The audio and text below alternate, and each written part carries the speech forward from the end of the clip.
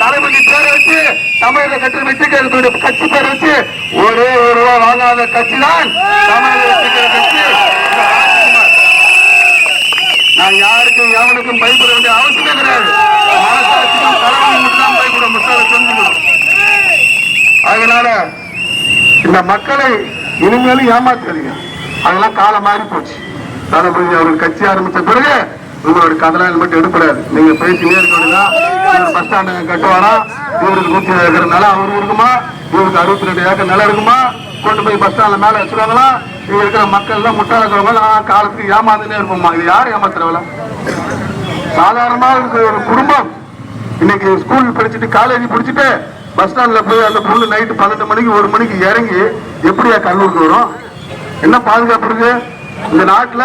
இந்த அரசுல ஃபர்ஸ்ட் பெண்களுக்கு பாதுகாப்பு இருக்குதா? 2 வயசு முதல் 70 வயசு முதியவரை பாலியல் வன்முறை கொண்ட ஒரு கட்சி தான் பிஎஸ்பி திமுக.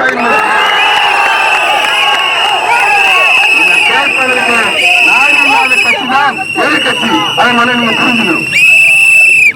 எவ்வளவு சொல்லலாம், எதுவுமே கிடையாது.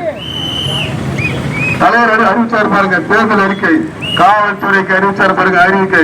என்னோட அருமை சகோதர காவல்துறை சார்ந்தவர்களே சிந்தித்து பாருங்கள். இது எல்லாமே காலம் மாறி போச்சு. எல்லாருமே நமக்கு வாக்களிக்க தயாராகிவிட்டார்கள்.